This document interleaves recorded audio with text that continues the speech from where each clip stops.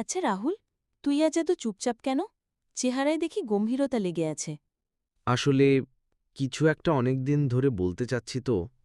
আবার কি প্রেজেন্টেশন ভয় পাচ্ছিস নাকি? না নিশা, আমি ভয় পাই যদি তুই একদিন দূরে চলে যাস। এইটা আবার কেমন কথা? নিশা, তুই জানিস, তোর হাসিটা আমার পুরো দিনটাকে ঠিক করে দেয়। তোকে না দেখলে মনটাই ভালো লাগে না। তোকে আমি শুধু বন্ধু হিসেবে না, তার থেকে অনেক বেশি ভাবি। উম, অনেক দিন ধরে ভাবছিলাম, কবে বলবি?